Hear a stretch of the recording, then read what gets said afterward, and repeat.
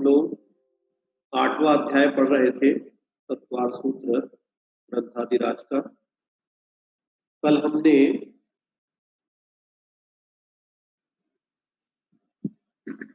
जो प्रकृति बंध के 8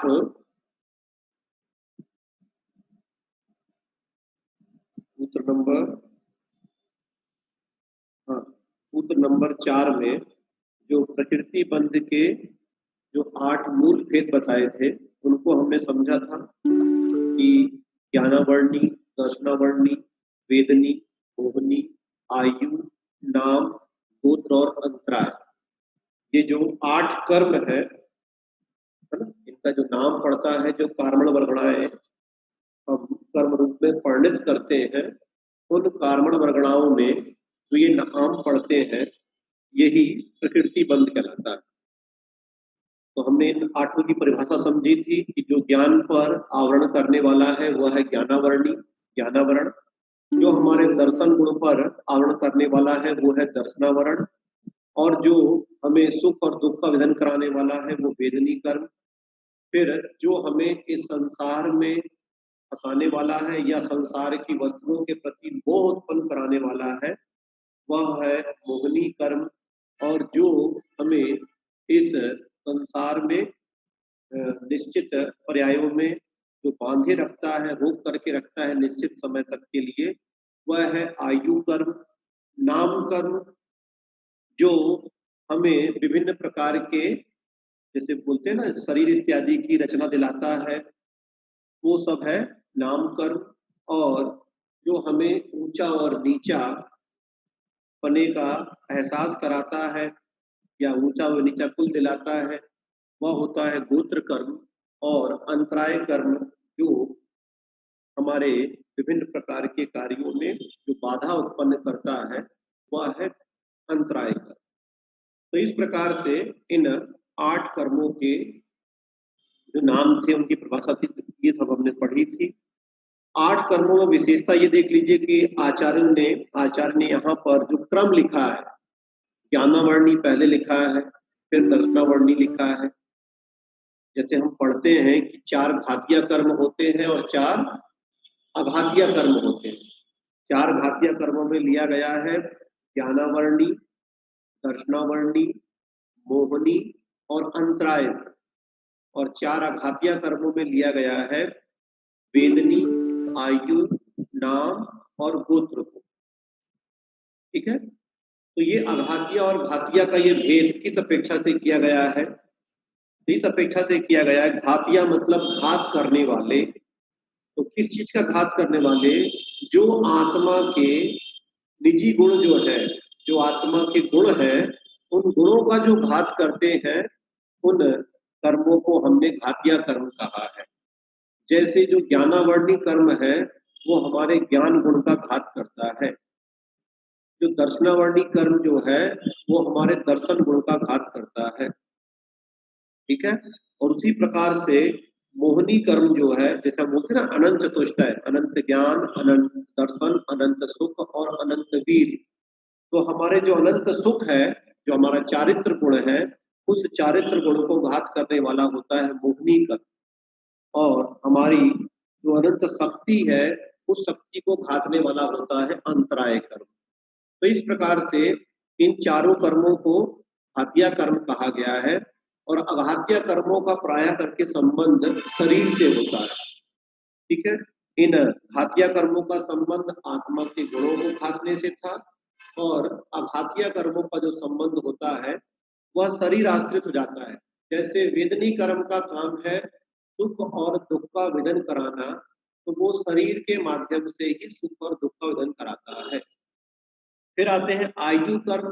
तो आयु कर्म का काम भी क्या है? एक पर्याय में निश्चित समय तक रोके रखना, बांध करके रखना, तो वो भी शरीर आश्रित ही हुआ। फिर उसके बाद यदि हम देखें नाम कर्म का, तो नाम कर्म का भी काम है शरीर में विभिन्न प्रकार के हड्डी इत्यादि बनाना, अंगोपांग बनाना, सब रचना करना, ये सब काम जो है नाम कर्म का है, उसमें नाम डालना। तो ये सब शरीर आश्रित है। और उसके बाद गोत्र कर्म भी उसी शरीर को ऊंचा और नीचा कुल इत्यादि में उत्पन्न कराना, तो ये सब गोत्र कर्म का काम है। तो प्रायः करके जो 4 कर्म है बाद वाले, जो मैंने बताया आपको अघातिया कर्म, ये शरीर आश्रित है, इसलिए इनको अघातिया कर्म कहा गया है। अब बात आती है कि ये क्रम इस प्रकार से क्यों लिखा है सूत्र में, चौथे सूत्र में। तो ज्ञान जो है वो आत्मा का प्रमुख गुण है, ठीक है। इसलिए सबसे पहले ज्ञान को रखा, फिर दर्शन को रखा है, उसके बाद में फिर वेदनी को क्यों रखा है, क्योंकि वेदनी मोहनी के आश्रय से होता है, इसलिए वेदनी को उसके पहले रख करके, मतलब दोनों को एक साथ बोल दिया है, वेदनी कर्म और फिर मोहनी कर्म। फिर उसके बाद में आयु रखा है, पहले आयु प्राप्त होती है, फिर आयु के बाद में नाम कर्म का काम आएगा, फिर नाम के बाद में गोत्र कर्म का काम आता है, और जब ये सब चीज मिल जाती है उसके बाद ही अंतराय कर्म काम करता है। मतलब आप जब उत्पन्न हो जाएंगे तभी अंतराय कर्म का काम शुरू होगा, मतलब बाधा पहुंचाने का। तो इस अपेक्षा से यहाँ पर आचार्य ने इस क्रम को रखा है, ज्ञान, दर्शन, फिर वेदनी, मोहनी, आयु, नाम, गोत्र और अंतराय। चलिए, तो यहाँ तक हो गई थी अपनी बात। एक सूत्र, चलिए, तो उसके बाद जो हमने जो 8 कर्म बताए हैं, ये तो मूल भेद हुए। इसके बाद प्रकृति बंध के ये मूल भेद है, इसमें भी उत्तर भेद और होते हैं। तो उसके लिए सूत्र था 5वां सूत्र, पंच नौ द्वेष्टा विंशति, ठीक है, यह सूत्र था चतुर्द्विचत्वारिंशत् द्विपंच भेदा यथाक्रमम। तो क्रम से आपको उस प्रकृति बंध के जो 8 भेद है उनमें क्रम से 8 के ये उत्तर भेद और लगा लेने चाहिए।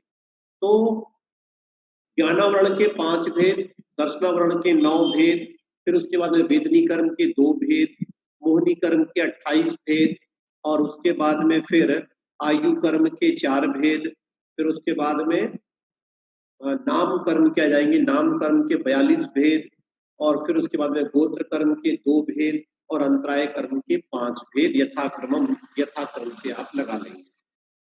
फिर हमने ज्ञानावर्णी कर्म के जो 5 भेद है उसके लिए सूत्र पढ़ा था, मति श्रुतावधि मनः पर्याय केवलानाम, अर्थात मति श्रुत अवधि मनः पर्याय और केवल। तो ये जो 5 ज्ञान होते हैं इनके ऊपर आवरण करने वाले ये 5 ज्ञानावरण कर्म हो जाएंगे।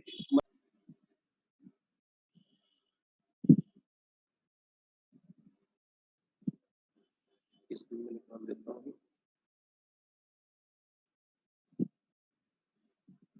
चलिए, तो उसके बाद जो हमने जो 8 कर्म बताए हैं ये तो मूल भेद हुए। इसके बाद प्रकृति बंध के ये मूल भेद है, इसमें भी उत्तर भेद और होते हैं। तो उसके लिए सूत्र था 5वां सूत्र, पंच नौ द्वेष्टा विंशति, ठीक है, यह सूत्र था चतुर्द्विचत्वारिंशत् द्विपंच भेदा यथाक्रमम। तो क्रम से आपको उस प्रकृति बंध के जो 8 भेद है उनमें क्रम से 8 के ये उत्तर भेद और लगा लेने चाहिए। तो ज्ञानावरण के 5 भेद, दर्शनावरण के 9 भेद, फिर उसके बाद में वेदनी कर्म के 2 भेद, मोहनी कर्म के 28 भेद, और उसके बाद में फिर आयु कर्म के 4 भेद, फिर उसके बाद में नाम कर्म के आ जाएंगे, नाम कर्म के 42 भेद, और फिर उसके बाद में गोत्र कर्म के 2 भेद, और अंतराय कर्म के 5 भेद यथाक्रम से आप लगा लेंगे। फिर हमने ज्ञानावर्णी कर्म के जो 5 भेद है उसके लिए सूत्र पढ़ा था, मति श्रुतावधि मनः पर्याय केवलानाम, अर्थात मति श्रुत अवधि मनः पर्याय और केवल। तो ये जो 5 ज्ञान होते हैं इनके ऊपर आवरण करने वाले ये 5 ज्ञानावरण कर्म हो जाएंगे, मति ज्ञानावरण, श्रुत ज्ञानावरण, अवधि ज्ञानावरण, मनः पर्याय ज्ञानावरण और केवल ज्ञानावरण। इस प्रकार से ये 5 आपके ज्ञानावर्णी कर्म के भेद बनेंगे। तो जो मति ज्ञान क्या करे, मति ज्ञान के ऊपर आवरण करे वो मति ज्ञानावरण हो जाएगा। इसी प्रकार से श्रुत ज्ञान पर जो आवरण करे, अवधि ज्ञान पर आवरण करे, तो ये 5 लगा लेंगे। कल हमने मति ज्ञान की परिभाषा समझी थी कि जो 5 इंद्रिय और मन की सहायता से, है ना, 5 इंद्रिय और मन की सहायता से जो आत्मा परोक्ष रूप में ज्ञान करता है वह क्या होता है? मति ज्ञान होता है। फिर श्रुति ज्ञान किसे कहते हैं? मति ज्ञान पूर्वक जाने हुए पदार्थ को जो ज्ञान जानता है उसे श्रुति ज्ञान कहते हैं। फिर हमने अवधि ज्ञान की परिभाषा भी करी थी कि द्रव्य क्षेत्र काल भाव की मर्यादा को लेकर के रूपी पदार्थों को जो ज्ञान जानता है वो अवधि ज्ञान है। उसी प्रकार से मन पर ज्ञान द्रव्य क्षेत्र काल और भाव की मर्यादा को लेकर के दूसरे के मन में स्थित रूपी पदार्थों को जो ज्ञान ग्रहण करता है वह मन पर ज्ञान है। और फिर सभी द्रव्यों की अनंतानंत पर्यायों को अर्थात वर्तमान एक संबंधी और भूत और भविष्य के अनंत काल संबंधी पर्यायों को जो एक साथ जानता है वह केवल ज्ञान कहलाता है। तो इन सब पे आवरण करने वाला ज्ञानावरण कर्म। फिर उसके बाद में हमने दर्शनावरण कर्म के जो 9 भेद हैं उनको पढ़ा था। चक्षु प्रचक्षु रवधि केवला नाम निद्रा निद्रा निद्रा प्रचला प्रचला प्रचला इत्यान गृध्यश्च। तो चक्षु अचक्षु अवधि और केवल ये जो 4 दर्शनोपयोग होते हैं उसकी अपेक्षा से यहाँ पे 4 प्रकार का दर्शनावरण कहा। चक्षु दर्शनावरण, अचक्षु दर्शनावरण, अवधि दर्शनावरण और केवल दर्शनावरण। और उसके बाद सामान्य से ये भी लिए हैं निद्रा आदि, क्योंकि ये भी दर्शनावरण कर्मों के बंद कराने में कारण है। निद्रा निद्रा निद्रा प्रचला प्रचला प्रचला और स्थान वृद्धि। तो ये हमने कल समझा था। चक्षु दर्शनावरण कर्म क्या है? जो चक्षु इंद्री के द्वारा होने वाले सामान्य आभास के ऊपर आवरण करे वह होता है चक्षु दर्शनावरण कर्म। अचक्षु क्या है? तो 4 इंद्रियों जो हमारी शेष हैं तो उनके द्वारा, अचक्षु इंद्रियों के द्वारा मतलब जो शेष 4 इंद्रिय हैं उनके द्वारा होने वाले सामान्य अवलोकन को जो न होने दे, उनके ऊपर आवरण करे, उसे कहते हैं अचक्षु दर्शनावरण। फिर अवधि दर्शनावरण अर्थात अवधि ज्ञान के पूर्व होने वाले अवधि दर्शन के ऊपर आवरण करने वाला कर्म है अचक्षु मतलब अवधि दर्शनावरण। और उसी प्रकार से केवल ज्ञान के साथ होने वाला जो केवल दर्शन है उसके ऊपर जो आवरण कर रहा है वह है आपका केवल दर्शनावरण। फिर इसके बाद में निद्रा अर्थात थकावट होने पर जो हम नींद ग्रहण करते हैं, नींद लेते हैं, वह निद्रा है। नींद पर नींद आना, बहुत अधिक थक जाने पर, शोक इत्यादि जाने पर, रो लेने पर जो नींद पे नींद आती है उसे हम कहते हैं निद्रा निद्रा। प्रचला, इतनी अधिक नींद आ रही है, बहुत अधिक थक गए हैं तो बैठे बैठे ही सो जाना, कहीं पर भी सो जाना और बिल्कुल भी होश नहीं रहना, उसे कहते हैं प्रचला। और प्रचला प्रचला किसे कहेंगे? ये सब नींद के ही भेद हैं। बस इसको मानिए कि जो कम नींद है वो नींद निद्रा है, जो थोड़ी अधिक है वो निद्रा निद्रा है, और थोड़ी सी अधिक है तो प्रचला है, और थोड़ी सी अधिक है तो प्रचला प्रचला है, और बहुत अधिक गहरी नींद है तो स्थानांतरित। तो प्रचला प्रचला मतलब क्या करेंगे इसमें? इतनी अधिक नींद पे नींद आना कि कोई उसकी लार इत्यादि बहने लग जाना मुंह से, और यदि कोई थप्पड़ इत्यादि भी मार दे, हिला दे तो भी नहीं उठना, तो उसे हम कहेंगे प्रचला प्रचला। और स्थान वृद्धि का मतलब ये है इतनी गहरी नींद आना कि नींद में ही कई प्रकार के कार्यों को संपन्न कर लेना, उसे हम कहते हैं स्थान वृद्धि। तो इस प्रकार से ये सब 9 जो बताए आपको कि सभी दर्शनावर्णी कर्म के ये कारण है, दर्शनावर्ण कर्म। फिर इसके बाद हमने 8वां सूत्र पढ़ा था सदसद वेद्ये अर्थात सत असत वेदनी। वेदनी कर्म के 2 भेद हैं, साता वेदनी और असाता वेदनी। तो जो हमें सुख का वेदन कराए, सुख का मतलब कैसा? जो शरीर में सुख का आभास कराए, सुख का वेदन कराए, जिससे हमें सुख की महसूस हो। तो इसमें शरीर कौन सा सुख लेना है? शरीर का और मन का। तो जो हमें शारीरिक और मानसिक सुख का विधान कराता है वह साता वेदनी है, और जो हमें शारीरिक और मानसिक दुख का अनुभव कराता है वह असाता वेदनी। ठीक है, तो ये इस प्रकार से हमने यहाँ तक अध्ययन कर लिया था। चलिए अब मोहिनी कर्म के जो भेद बताए हैं सूत्र में 28, उस 28 भेद वाले सूत्र को, 9वें सूत्र को हम पढ़ते हैं। ध्यान से सुनिएगा।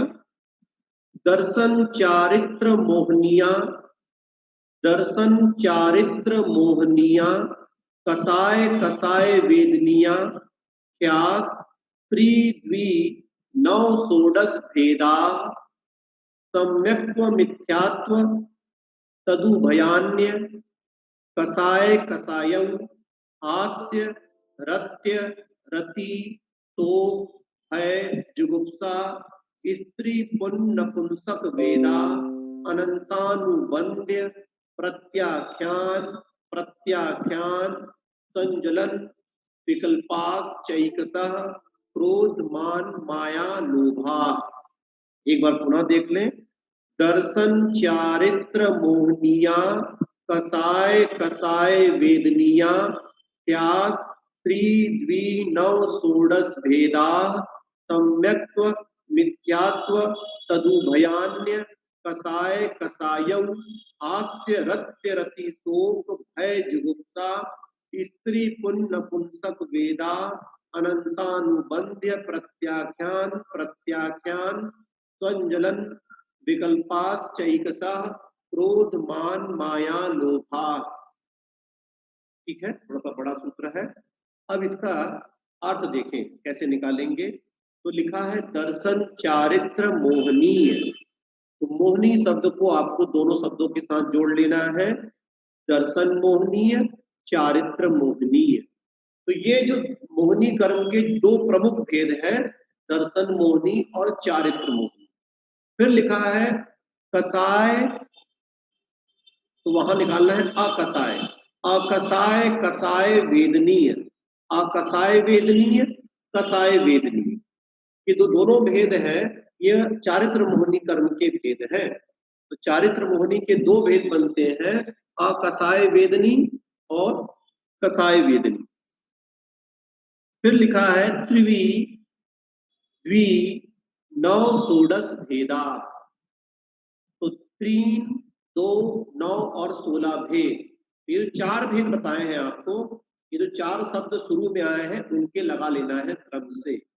अर्थात दर्शन मोहनी के त्रि मतलब 3 भेद, चारित्र मोहनी के द्वि मतलब 2 भेद, फिर लिखा है अकसाय वेदनी के 9 मतलब 9 भेद, और फिर कसाय वेदनी के षोडश मतलब 16 भेद। तो इन सबको यदि हम जोड़ते हैं तो ये टोटल आपको 28 हो जाएंगे। चलिए अब जो 3 भेद बताए थे सबसे पहले, उन 3 भेदों के नाम लिख रहे हैं यहाँ। सम्यक्त्व, मिथ्यात्व और तदुभय। तदुभय मतलब दोनों का मिश्र, दोनों का उभय। तो उसका नाम पड़ जाएगा सम्यक्त मिथ्यात्व। तो पहला भेद हो गया सम्यक्त्व, दूसरा मिथ्यात्व, और तदुभय मतलब दोनों का मिश्र अर्थात सम्यक्त मिथ्यात्व। ठीक है, वैसे यहां पर सम्यक प्रकृति भी बोल देते हैं उसको। चलिए अब दूसरा, लेकिन यहाँ पे तो दुबई लेना है अपने को। फिर आगे लेना है अकसाय कसाय। जो द्वे भेद किए हैं, 2 भेद में कौन कौन से आएंगे, फिर से यहाँ पे लिखा है अकसाय और कसाय। ये चारित्र मोहनी के भेद हैं, इसको दर्शाने के लिए यहाँ पे अलग से लिख दिया है अकसाय और कसाय। फिर उसके बाद में जो 9 भेद हैं जो कि अकसाय वेदनी के हैं, वे हैं हास्य रति अरति शोक भय जुगुप्सा, स्त्री पुरुष नपुंसक वेद। तो स्त्री वेद, पुरुष वेद और नपुंसक वेद, वेद शब्द को 3 के साथ लगा लेना है। ये 9 कसाय बन जाएंगी। तो 9 अकसाय, हास्य रति अरति शोक भय जुगुप्सा, स्त्री पुरुष नपुंसक वेद। फिर उसके बाद में जो 16 भेद है वो निकालना है यहाँ पर अनंतानुबंधी। आ के ऊपर ई की मात्रा लग जाएगी, या जो है वो ई बन जाएगा, तो अनंतानुबंधी, और फिर या में ही आ निकलेगा तो बनेगा अप्रत्याख्यान, फिर बनेगा प्रत्याख्यान, और फिर संजलन।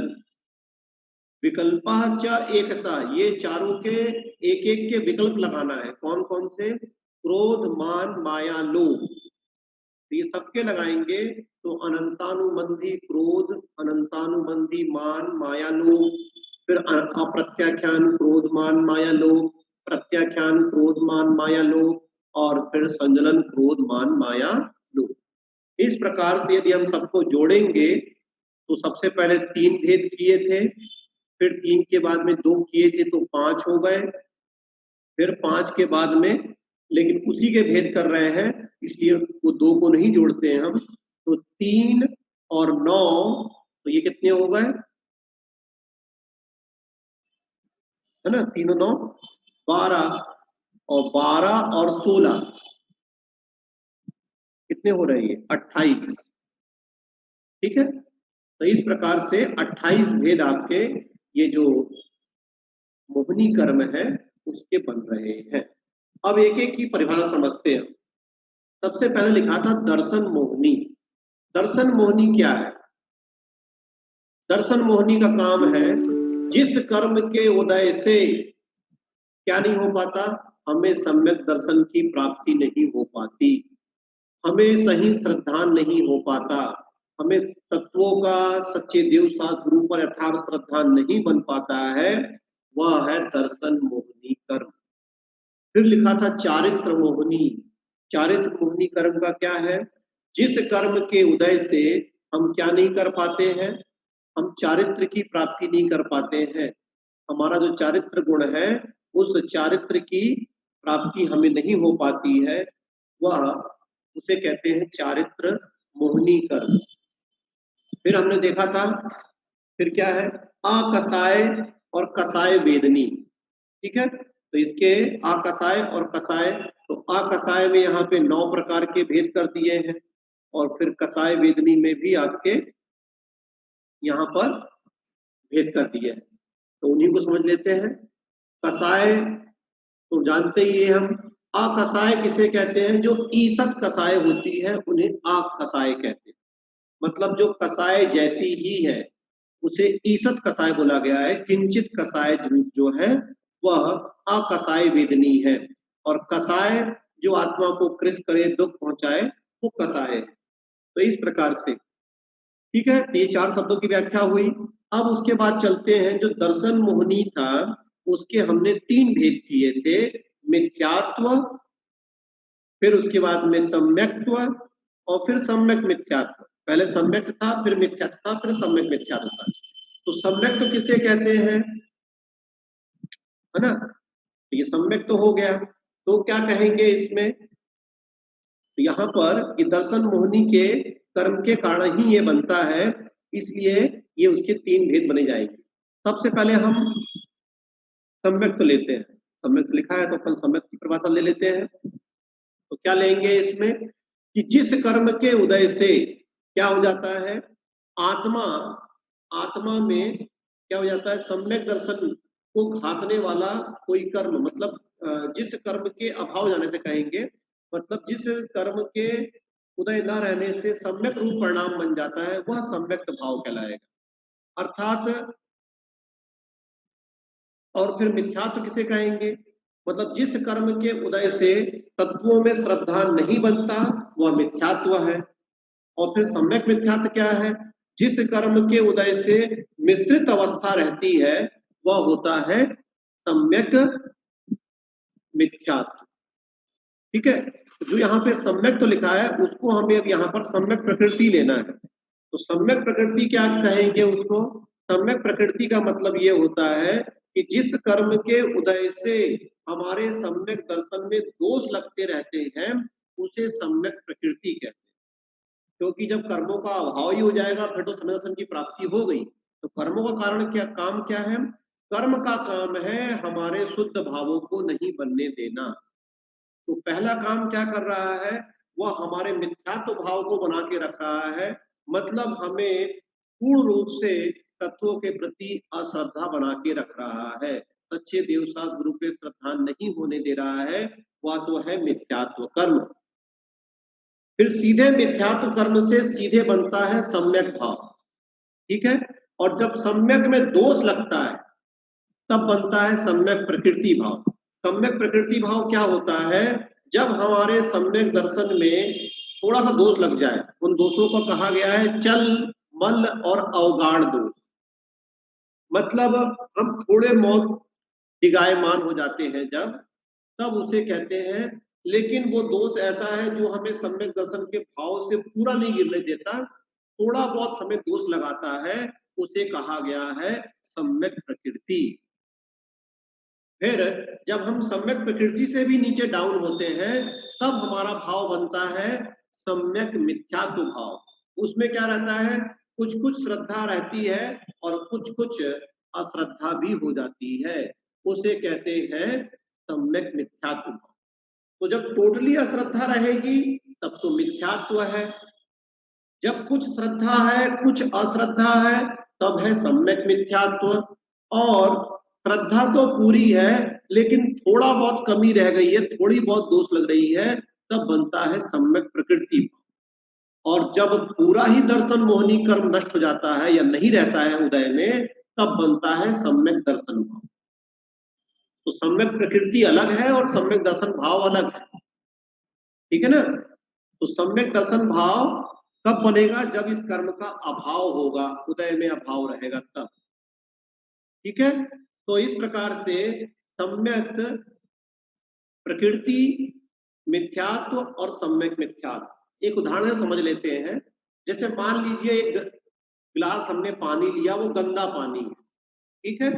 तो उस पानी में जो गंदगी मिली हुई है उसको हम समझ लेते हैं कर्म, थोड़ी देर के लिए उसको दर्शन मोहनी कर्म समझ लेते हैं। अब हमने क्या किया? अपने परिणामों को अच्छा किया, या फिर अपने अच्छे परिणाम रूप हमने एक फिटकरी उस ग्लास में डाल दी।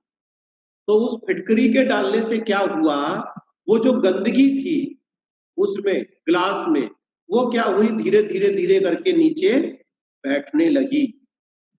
पहले तो पूरी गंदगी का उदय था, पूरे ग्लास में गंदगी थी, तो उसे हमने क्या कहा? ये तो मिथ्यात्व अवस्था है। अब जैसे ही उसमें हमने एक फिटकरी डाली तो क्या हुआ? पूरी गंदगी नीचे बैठ गई और पूरा ग्लास का पानी साफ हो गया। लेकिन अभी गंदगी उसी के अंदर है, उसमें से गई नहीं है, उसी ग्लास में है लेकिन नीचे बैठी हुई है, लेकिन ऊपर का पूरा पानी साफ है। तो इसे हम क्या कहेंगे? इसे हम कहेंगे कि ये सम्यक दर्शन की प्राप्ति हो गई। लेकिन कौन सा सम्यक दर्शन? उसको भी नाम देते हैं औपसमिक सम्यक दर्शन, ठीक है। क्योंकि गंदगी अभी नष्ट नहीं हुई है, गंदगी दबी है, तो उसको हम कहेंगे औपसमिक सम्यक दर्शन। लेकिन जैसे ही कुछ समय बाद किसी व्यक्ति ने आया और उस ग्लास को हल्का सा हिला दिया, तो हिलाने से क्या हुआ? थोड़ी सी गंदगी ऊपर उड़ गई, थोड़ी सी गंदगी ऊपर उड़ी या ऊपर की ओर आई, तो उससे जो हल्की फुल्की गंदगी उस पानी में मिल गई, उसे हम कहेंगे सम्यक प्रकृति भाव। लेकिन किसी ने जोर से हिला दिया तो क्या हुआ? पूरी गंदगी धीरे धीरे ऊपर आने लगी। तो जब आधी गंदगी ऊपर फैल गई थी तब बना सम्यक मिथ्यात्व भाव, और जब पूरी गंदगी फैल गई तो फिर से मिथ्यात्व में आ गए। तो ऐसे हमारे भाव होते रहते हैं। हम मिथ्यात्व से डायरेक्ट सम्यक भाव को प्राप्त होते हैं, सम्यक भाव से सम्यक प्रकृति भाव को प्राप्त होते हैं, सम्यक प्रकृति भाव से सम्यक मिथ्यात्व भाव को प्राप्त होते हैं, और फिर पुनः मिथ्यात्व भाव में भी आ जाते हैं। तो करना क्या होता है इसमें? हमें छायिक भाव को करना होगा। जब हम उस गंदगी को, जैसे वो दबाए थे हमने, अगर वो दबी हुई गंदगी को और जो ऊपर का साफ पानी था उसको हम अलग बर्तन में निकाल लेते, तब उस गंदगी के उड़ने का कोई सवाल ही नहीं होता। तब क्या बनता? उस गंदगी का क्षय कहलाता। तो हम क्या कर देते? उस दर्शन मोहनी कर्म के जो गंदगी थी, जब उसको हम क्षय कर देंगे, तब कभी भी हमारे जीवन से या हमारी आत्मा से सम्यक दर्शन रूप जो हमारा भाव है वो कभी नहीं जाएगा। तो कब नहीं जाएगा? जब हमारा श्रद्धान बिल्कुल मजबूत हो जाएगा और हम बिल्कुल देवसास गुरु के प्रति मतलब बिल्कुल उनके ऊपर अटल श्रद्धान वाले हो जाएंगे, तब हम कह सकते हैं कि हमने अपने दर्शन, मोहनी, कर्म इत्यादि का जो 3 है उनको हमने क्षय कर दिया। ठीक है, तो वो भाव जब बनेगा तब वो क्षयिक भाव कहलाता है। ये जो दबाया था हमने ये औपसमिक भाव था। तो भाव भी अलग अलग होते हैं, वो हमने दूसरे अध्याय में यदि आपने पढ़ा होगा तो उस सब में ये सब चीजें आई हैं कि हमारे कौन कौन से भाव होते हैं और वो कैसे बनते हैं। चलिए, तो इस प्रकार से हमने यहाँ पर दर्शन मोहनी के जो 3 भेद थे वो हमने समझे। 3 भेदों में मिथ्यात्व, सम्यक मिथ्यात्व और सम्यक प्रकृति। अब हम चलते हैं, आगे बढ़ते हैं। तो चारित्र मोहनी के 2 भेद कर दिए, अकसाय और कसाय, वो तो हम समझ लिए। अब आइए अकसाय वेदनी के 9 भेद। अकसाय वेदनी के 9 भेद कौन कौन से हैं उसको देखिए। तो पहला है हास्य, हंसना। जिस कर्म के उदय से हमें हंसी आती है, हास्य होता है हम में, वो होता है हास्य, कसाय।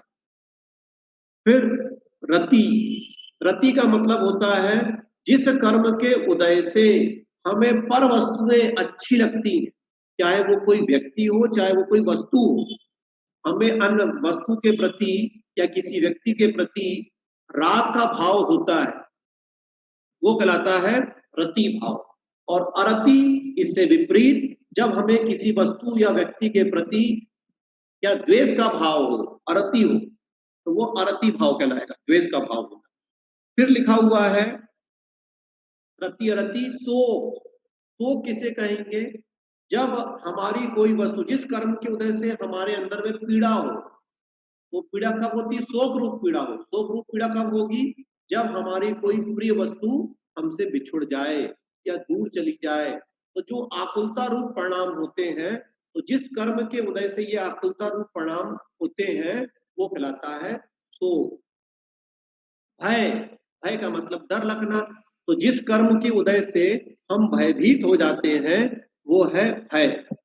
फिर इसके बाद में दिया हुआ है स्त्री वेद, पुरुष वेद और नपुंसक वेद। तो जिस कर्म के उदय से हम क्या होते हैं? स्त्री वेदी होते हैं। ठीक है ना, हमें स्त्री का, स्त्री योग्य हमारे व्यवहार बनते हैं, वह स्त्री वेदी कहलाता है।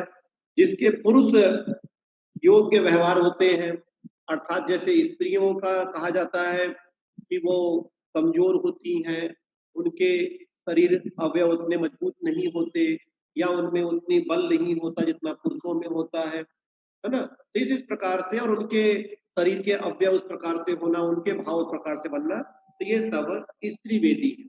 उसी प्रकार से पुरुष वेदी और नपुंसक मतलब दोनों में जो मिश्रित अवस्था होती है वो नपुंसक वेदी होती है। तो ये 9 कसाई कही गई है। फिर इसके बाद में कसाय वेदनी के यहाँ पर 16 भेद किए गए। कौन कौन से? अनंतानुबंधी, क्रोध, मान, माया, लोभ। इसी प्रकार से अनंतानुबंधी के बाद अप्रत्याख्यान है, 2 आ वाले शुरू में है। अनंतानुबंधी, अप्रत्याख्यान, फिर प्रत्याख्यान और फिर संजलन। तो अब आप समझिए कि अनंतानुबंधी कसाय किसे कहते हैं, क्या होती है अनंतानुबंधी, है ना। तो जो हमें मिथ्यात्व को छोड़ने नहीं देती, जो हमें मिथ्यात्व से अलग नहीं होने देती, या जो हमें सम्यक्त को प्राप्त नहीं होने देती, उस कसाय का नाम है अनंतानुबंधी। ठीक है, तो जो हमें अनंत काल तक मिथ्यात्व में ही फंसा के रखती है, उस कसाय का नाम है अनंतानुबंधी। ठीक है, फिर दूसरी कसाय को कहा गया अप्रत्याख्यान। अप्रत्याख्यान कसाय क्या है? जैसे ही अनंतानुबंधी जाती है तो हमें ये कसाएं भी क्रम से जाती हैं, ऐसा नहीं कि कोई सी चली जाएगी, पहले जाएगी तो अनंतानुबंधी जाएगी। तो जैसे ही अनंतानुबंधी गई तो हमें सम्यक दर्शन की प्राप्ति हो गई, अब हम सम्यक तो बन गए। अब अप्रत्याख्यान कसाय अभी भी हमारे पास में, वो क्या कर रही है? अप्रत्याख्यान कसाय का काम है जो हमें व्रतों को धारण नहीं करने देती, जो हमें व्रतों के लिए संकल्प नहीं लेने देती, हमें पांचवा गुण स्थान बनने से जो रोकती है, ठीक है, जो हमें अणुव्रतों को नहीं लेने देती, ऐसी कसाय का उदय अप्रत्याख्यान कसाय कहलाती है। अब क्या हो, जो हमें मुनि नहीं बनने देती, जो हमें सकल संयम को धारण नहीं करने देती, ऐसी जो भावना हमारी बना के रखती है, वह है प्रत्याख्यान कसाय। और संजलन कसाय क्या है, मुनि तो बन गए, प्रत्याख्यान कसाय चली गई, लेकिन जो हमारे वास्तविक स्वरूप को नहीं होने देती, जो हमारा वास्तविक स्वरूप है सिद्ध अवस्था या फिर केवली अवस्था, है ना, उसको नहीं होने देती, या यथाख्यात चारित्र जिसे बोलते हैं, तो जो हमारे यथाख्यात चारित्र को हमारी आत्मा में नहीं होने देती, उस प्रकार के भाव को नहीं बनने देती, उस कसाय का नाम है संजलन कसाय। ठीक है ना। तो ये इस प्रकार की कसाएं हैं। जो सम्यक दर्शन को नहीं होने दे वो अनंतानुबंधी, जो संयम को नहीं होने दे वो अप्रत्याख्यान, जो संयम को नहीं होने दे वो प्रत्याख्यान, और जो यथाख्यात संयम को नहीं होने दे वो है संजलन। तो इस प्रकार से ये कसाएं हैं। सब में क्रोध मान माया लोभ आप लगा लेंगे। अब इनकी सीमा भी है। यदि कोई कसाय तो व्यक्ति एक बार करता है, दो बार करता है, मतलब करता तो रहता ही है, लेकिन जैसे एक बार की हुई कसाय वो लेकिन बहुत समय तक बांध के रखता है। जैसे किसी से हमारी लड़ाई हो गई और हमने उसके ऊपर बहुत क्रोध किया, उसने भी हमारे ऊपर क्रोध किया, जो भी हुआ, लड़ाई झगड़ा हुआ, लेकिन उसके बाद हम क्या करते हैं, उस बात को बहुत समय तक याद रखते हैं, बैर बना लेते हैं उससे। तो जब भी उसको देखते हैं उसकी वो बात याद आ जाती है, इसको कहते हैं बैर। तो इसकी सीमा है। तो अनंतानुबंधी की जो जघन्य बताई गई है वो बताई गई है जघन्य समय अंतर्मुहूर्त और उत्कृष्ट समय अनंत काल। ठीक है। तो यदि 6 महीने से ऊपर यदि हमारी कसाय बढ़ गई तो हम समझ लीजिए कि वो अनंतानुबंधी कसाय है, क्योंकि जो अगली कसाय है अप्रत्याख्यान, उसका उत्कृष्ट समय बताया गया है 6 माह। सभी चारों कसायों का जघन्य समय तो अंतर मुहूर्त है, लेकिन अब सबका अलग अलग देखिए उत्कृष्ट समय कितना है। तो अनंतानुबंधी कसाय का जो बांधा हुआ काल है, एक समय की हुई कसाय का बांधा हुआ काल, वो अनंत समय हो सकता है। एक व्यक्ति किसी दूसरे व्यक्ति के प्रति अनंत काल तक बैर बांध करके रख सकता है। ठीक है। अब दूसरी आती है अप्रत्याख्यान कसाय। अप्रत्याख्यान कसाय का उत्कृष्ट समय बताया गया है 6 माह। अगर 6 माह से ऊपर होती है तो फिर तो वो अनंतानुबंधी हो जाएगी, फिर वो अप्रत्याख्यान नहीं रहेगी। तो अप्रत्याख्यान कसाय अधिक से अधिक होगी तो 6 महीने तक के लिए होती है, उससे ऊपर वो नहीं चलती। उसके बाद आए प्रत्याख्यान कसाय कब तक चलती है। प्रत्याख्यान कसाय का जो दीर्घ समय है वो कब तक रहेगा आत्मा में उसकी, तो 15 दिन, 15 दिन तक चलेगी बस वो। और जो संजलन कसाय है उसका उत्कृष्ट समय भी अंतर्मुहूर्त है। जघन्य समय भी अंतर्मुहूर्त और उत्कृष्ट समय भी अंतर्मुहूर्त। मतलब कोई व्यक्ति, यदि कोई मुनि महाराज ने किसी के ऊपर थोड़ा सा क्रोध भी किया तो वो अंतर्मुहूर्त पश्चात उस चीज को भुला देते हैं, उसको अंदर में रखते नहीं है। कोई यदि व्रती है, मतलब संयमा संयमी है मान लीजिए, और यदि कोई संयमा संयमी अणुव्रती है और यदि वो किसी प्रकार की कसाय को करता है तो उसके अंदर में वो भावना 15 दिन तक रह सकती है। अगर वो 15 दिन से ऊपर रखता है किसी भी कसाय को तो निश्चित रूप से उसका गुणस्थान नीचे हो जाएगा, फिर वो संयमा संयमी नहीं रहेगा, उसका गुणस्थान नीचे हो जाएगा। तो अधिक से अधिक उसकी वो कसाय 15 दिन तक चलेगी। और यदि कोई क्या है अनंतानुबंधी रखने वाला होगा मतलब किसी के पास अनंतानुबंधी का त्याग हो गया है, वो सम्यक दर्शन प्राप्त कर लिया है, तो यदि वो सम्यक दृष्टि जीव बन गया है, तो सम्यक दृष्टि जीव यदि किसी प्रकार की कसाय करता है तो अधिक से अधिक 6 महीने तक वो उसको अंदर में रख सकता है, 6 महीने से ज्यादा नहीं रख सकता। यदि 6 महीने से ज्यादा करता है तो उसका सम्यक दर्शन दूषित हो जाएगा, वो मिथ्या दशा में पहुंच जाएगा। तो इसलिए यदि हमको अपने सम्यक दर्शन को बना के रखना है तो कम से कम हम इतना तो करें कि हम किसी भी जीव से या किसी भी व्यक्ति से हम इतनी कसाई ना बांधे कि वो 6 महीने से अधिक हो जाए, क्योंकि 6 महीने से अधिक होते ही 6 महीने से अधिक का बैर बांधते ही वो हमें मिथ्यात्व में पहुंचा देगा, हमारा सम्यक दर्शन हमसे छूट जाएगा। इसीलिए हम लोग जो क्षमावाणी पर्व मनाते हैं वो वर्ष में 3 बार क्यों आते हैं? इसीलिए आते हैं। हम लोग मनाते तो अब एक ही बार है, मनाना चाहिए हमको, लेकिन एक बार मनाते हैं, 3 बार मनाते तो 3 बार क्षमावाणी आती। और यदि हमारा किसी के प्रति वैर है तो पर्व एक ऐसा आता है समय कि हमें आपस में जोड़ देता है।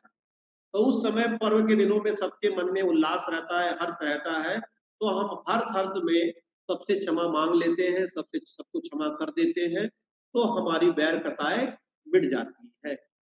लेकिन है ना, अगर हम इस प्रकार से बैर बांध के रखते हैं दूसरों के प्रति तो हमारा वो सम्यक दर्शन हमसे छूट जाएगा। अब समझ लें कि 6 महीने से अधिक कसाय हुई तो अनंतानुबंधी, 6 महीने तक है तो अप्रत्याख्यान, 15 दिन तक है तो प्रत्याख्यान, और अंतर मुहूर्त तक है तो संजलन कसाय होती है।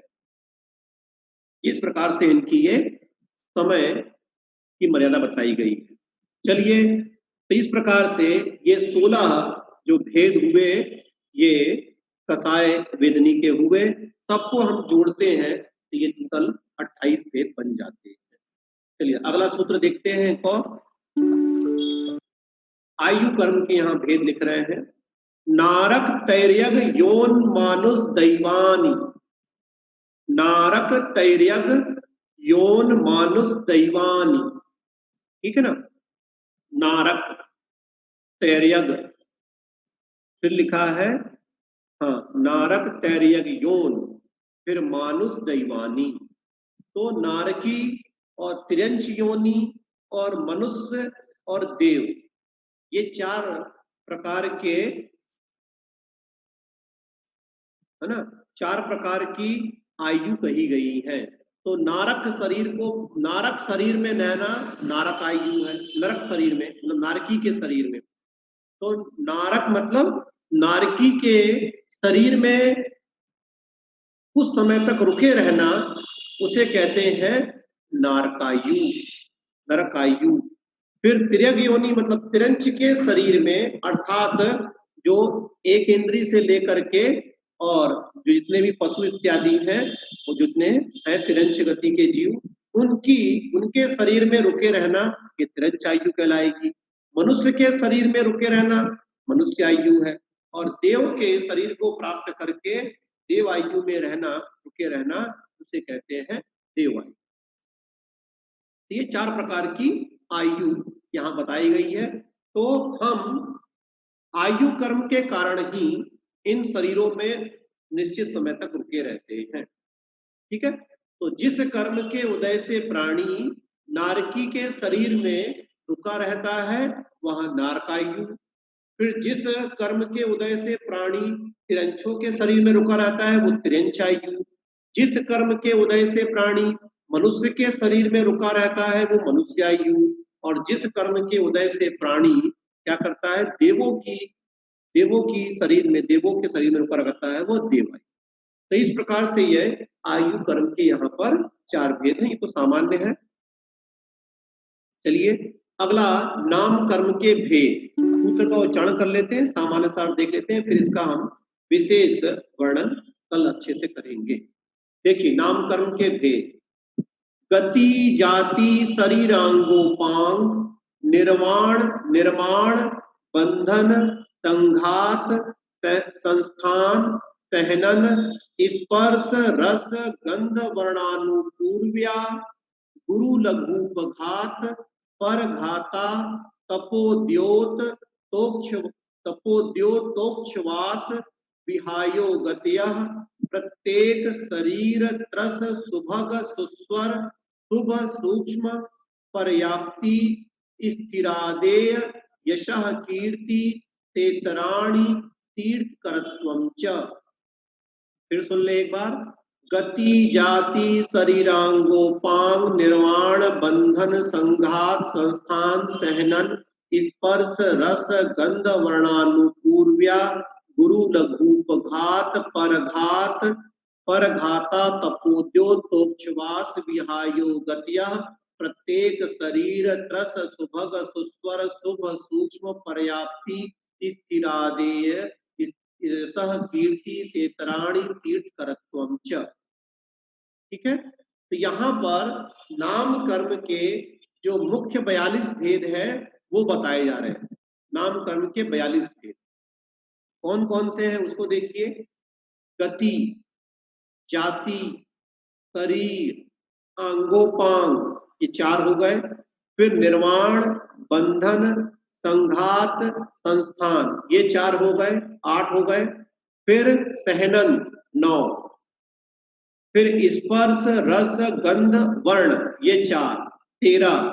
आनुपूर्वी 14, फिर अगुरु लघु 15, उपघात, ठीक है, 16, परघात, ये 17, आतप 18, उद्योत 19, उच्छ्वास, ठीक है, ये क्या हो गया, उच्छ्वास 20, फिर विहायो गतियाः, विहायो गति 21। तो टोटल ये 21 हो गए। अब कितने बचे? 21, 22 होंगे मेरे ख्याल से यहाँ तक। फिर 20, हाँ ये 22 होना चाहिए। यहाँ तक विहायो गति तक 22 हो जाएंगे, ठीक है ना। फिर देख लें एक बार। गति जाति शरीर अंगोपांग 4, निर्वाण बंधन संघात संस्थान, ये 4, ये 8 हो गए। सहनन आपका हो गया 9, स्पर्श रस गंध वर्ण, ये आपके हो गए 4, तो 9 4 13। आनुपूर्वी ये 14, अगुरु लघु 15, उपघात 16, परघात 17, आतप 18, उद्योत 19, उच्छ्वास 20 और विहायो गति 21। हाँ 21 ही है, ठीक है। अच्छा, एक तीर्थंकर प्रकृति बाद में अलग आएगी तो ठीक है। ये 21 ये हो गए आपके। तो 21 के बाद में फिर आगे 10 नाम और लिखे हैं, देखिए। प्रत्येक शरीर, फिर लिखा है शुभ त्रस, फिर सुभग, फिर सुस्वर, फिर शुभ सूक्ष्म पर्याप्ति, फिर लिखा है स्थिर, फिर उसी में से निकालेंगे आदेय, फिर यशः कीर्ति। तो ये 10 है। कौन कौन से? प्रत्येक शरीर, त्रस सुभग सुस्वर, ये 4, फिर शुभ सूक्ष्म पर्याप्ति स्थिर, ये 4, 8 हो गए। और आदेय और यशः कीर्ति 10। फिर अगला शब्द लिखा है स इतराणी। स इतराणी मतलब इससे विपरीत, इसके उल्टे, इन 10 से विपरीत लगाना है हमको। तो कौन कौन से लगाएंगे? जहां से संधि टूटी थी वहां से लगाना है, जहां से विभक्ति टूटी थी। तो प्रत्येक शरीर से, तो प्रत्येक शरीर का उल्टा होता है साधारण शरीर, त्रस का उल्टा होता है स्थावर, सुभग का उल्टा होता है दुर्भग, सुस्वर का दुस्वर, शुभ का अशुभ, सूक्ष्म का स्थूल, पर्याप्ति का अपर्याप्ति, स्थिर का अस्थिर, और आदेय का अनादेय, और यशः कीर्ति का अयशः कीर्ति। ये 10 हो गए। तो 10 के उल्टे 10, 20, 20 और पहले के 21 बराबर 41, और अंत में लिखा हुआ है तीर्थकरत्वं च, अर्थात तीर्थंकर प्रकृति। इस प्रकार से ये टोटल नाम कर्म के 42 भेद है। ये सिर्फ नाम नाम है। अब इसके अंदर उत्तर भेद करते हैं।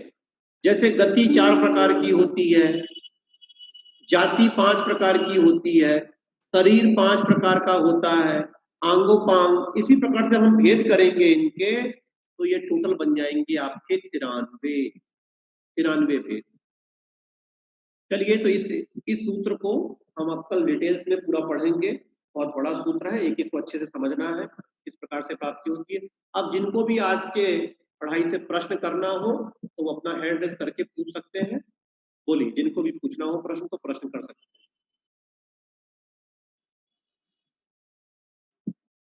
विकास जैन,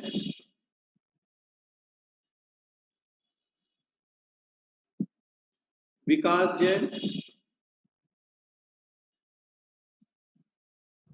बोलिए। जय जिन भैया जी। जय जिनेन्द्र भैया जी, अभी आपने बताया ये क्रोध, मान, माया, लोभ, तो जैसे क्रोध का बताया वैसे मान, माया, लोभ में भी अनंतानुबंधी, प्रत्याख्यान, हाँ, अप्रत्याख्यान, सब में। तो एक बार एग्जांपल देंगे भैया जी? देखिए, जैसे मान का, माया का, लोभ का। हाँ, उसका भी हो सकता है। जैसे मान में ले लीजिए, चलिए क्रोध में तो हमने क्रोध किया, लड़ाई की किसी से और उसके प्रति हमने बैर मान लिया, ठीक है। तो वो बैर हमारा हो सकता है 6 महीने या 1 साल, 2 साल, 4 साल तक भी हम उससे बांध के रख सकते हैं। अब मान लीजिए मान कसाय क्या होती है?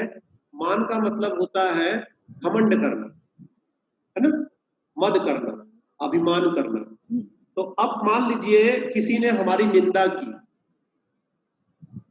किसी ने हमारी निंदा की या कहीं हमारी बेइज्जती हो गई, हमारे मान को ठेस पहुंच गया, कुछ भी हुआ, तो हम अपने आप को अपमानित महसूस कर रहे हैं। और जिसने हमारा अपमान किया है, हो सकता है उसके प्रति हम ऐसी भावना बना के रखे रहे बहुत समय तक कि इसने मेरा अपमान किया है। क्रोध नहीं किया उसने, सिर्फ उसने हमारी क्या की थी, निंदा हो गई थी उसके माध्यम से, या हमने उसके माध्यम से अपने आप को अपमानित महसूस कर लिया।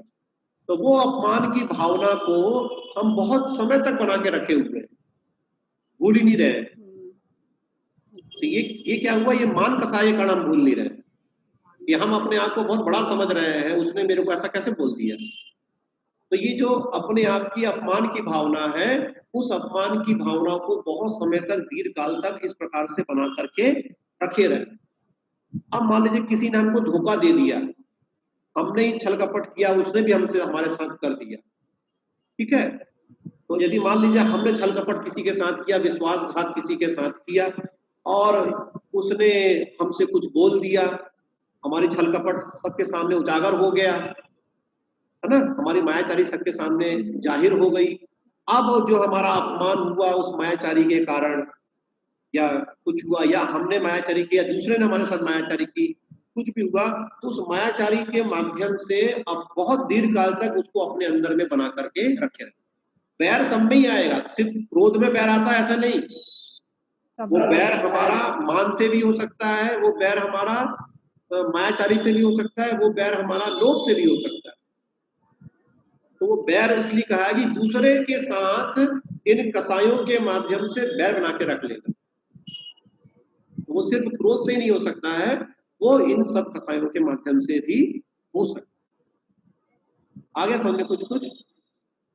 जी भैया जी। हाँ,